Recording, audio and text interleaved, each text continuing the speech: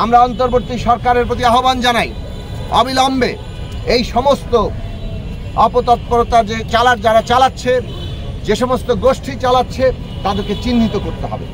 এরা কারা তাদেরকে সুস্পষ্ট করতে হবে, সুস্পষ্ট প্রমাণ সহ এদেরকে আইনের আওতায় আনতে হবে। প্রতিদিনই কোনো না কোনো সংগঠন, আমাদের শাখা, আমাদের বিভিন্ন বন্ধুপ্রতিম সংগঠন প্রতিদিনই তারা কর্মসূচি রেখেছে। আজকে যে বাস্তবতা আমরা দেখছি যে এখনো পরাজিত ফ্যাসিস্টরা তারা বসে নেই, তারা নানাভাবেই এই অভ্যুত্থানকে, তার অর্জনকে ধ্বংস করার জন্য চেষ্টা করছে।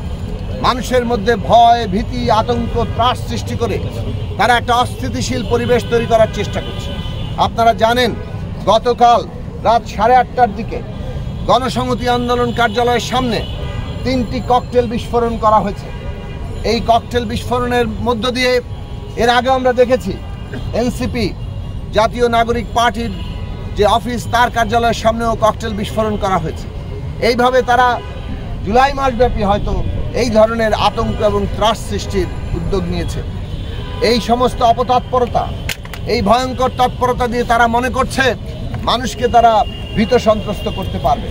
যারা ওই রকম গণহত্যা মোকাবেলা করে একজন মরলে আরও 4 জন আসে, এই রকম একটা অসাধারণ মানসিক শক্তি, দেশের প্রতি ভালোবাসা, জনগণের প্রতি ভালোবাসা, গণতন্ত্রের জন্য আকাঙ্ক্ষা এবং ফ্যাসিবাদকে বিদায় করার দৃঢ় প্রতিজ্ঞা, এই সমস্ত কিছু নিয়ে যারা এই লড়াই করেছেন, ফ্যাসিস্ট শক্তি মনে করছে তাদেরকে ভয় দেখিয়ে থামিয়ে দেওয়া যাবে। আমরা বিশ্বাস করি এই সমস্ত অপতৎপরতা, এদেরকে পরাজিত করেই আমাদের অভ্যুত্থানের অগ্রযাত্রাকে অব্যাহত রাখতে হবে। আমরা অন্তর্বর্তী সরকারের প্রতি আহ্বান জানাই, অবিলম্বে এই সমস্ত অপতৎপরতা যারা চালাচ্ছে, যে সমস্ত গোষ্ঠী চালাচ্ছে, তাদেরকে চিহ্নিত করতে হবে। এরা কারা তাদেরকে সুস্পষ্ট করতে হবে, সুস্পষ্ট প্রমাণ সহ এদেরকে আইনের আওতায় আনতে হবে। পরাজিত ফ্যাসিস্ট আওয়ামী লীগের লোকেরা যদি এই কাজ সুস্পষ্টভাবে প্রমাণিত হয়, তাহলে আজকে আওয়ামী লীগ যে একটা সন্ত্রাসী সংগঠনে আগেও ছিল এবং তারা এখন গুপ্ত সন্ত্রাস করার জন্য একটা তৎপরতা চালাচ্ছে, সেটা অত্যন্ত স্পষ্ট হয়ে আসবে এবং তাকেও আইনের আওতায় আনা দরকার। এই সমস্ত তৎপরতাকে আইনের আওতায় আনা দরকার। আমরা অন্তর্বর্তী সরকারের কাছে বলি, অভ্যুত্থানের শক্তির উপর আপনারা দাঁড়িয়ে আছেন। এইখানে অভ্যুত্থানের অর্জন হচ্ছে দেশের মানুষের নিরাপত্তা প্রতিষ্ঠা করা। যারা অপরাধ করেছে তাদেরকে আইনের আওতায় আনা, কিন্তু দেশে কোনো ধরনের অরাজকতা সৃষ্টি, মব আক্রমণের কোনো সুযোগ দেওয়ার কোনো জায়গা নেই, এইগুলোকে কোনো প্রশ্রয় দেওয়ার জায়গা নেই। এবং এই ধরনের মব আক্রমণ, অরাজকতা, এইসবের সুযোগ নিয়েই কিন্তু ফ্যাসিস্টরা নানাভাবে তাদের অপতৎপরতা চালাবে। কাজেই সরকারকে আইন শৃঙ্খলা পরিস্থিতি তাদের নিয়ন্ত্রণে আনতে হবে, দেশের মানুষের নিরাপত্তা নিশ্চিত করতে হবে এবং এই ক্ষেত্রে ন্যূনতম ব্যর্থতা আর মানুষ বরদাস্ত করবে না। কেননা 1 বছর অভ্যুত্থানের পার হচ্ছে, এই সময়ের মধ্যে সরকার জনগণের শক্তির উপর দাঁড়িয়ে সারা দেশে তাদের কর্তৃত্ব প্রতিষ্ঠা করা, সেটা তাদের করতে পারার কথা, না পারাটা এখন ব্যর্থতা। কাজেই সেই দিকে সরকার যেন সচেতন থাকে, আমরা পরিষ্কার করে জানাবো। বন্ধুগণ, আপনারা দেখেছেন যে জুলাই অভ্যুত্থানের আকাঙ্ক্ষা ছিল দেশে সংস্কার হবে এবং সংস্কারের মধ্য দিয়ে আমরা একটা নতুন রাজনৈতিক বন্দোবস্তে পৌঁছাবো। আমাদের দেশের রাষ্ট্র ব্যবস্থার একটা গণতান্ত্রিক পুনর্গঠন আমরা করতে পারবো। মানুষ আশা করেছে যে সমস্ত হত্যাকাণ্ডের বিচার হবে।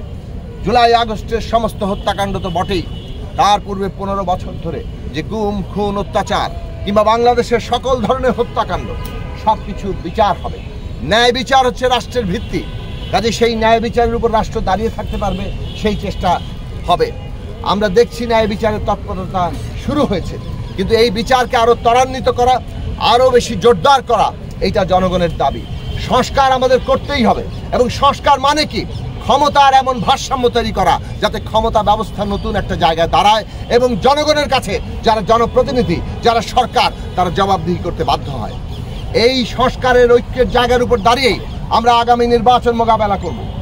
আমরা দেখছি সারা দেশে এখনো যে পরিস্থিতি, তাতে সরকারকে অবশ্যই নির্বাচনের পরিবেশ তৈরির ক্ষেত্রে মনোযোগী হতে হবে।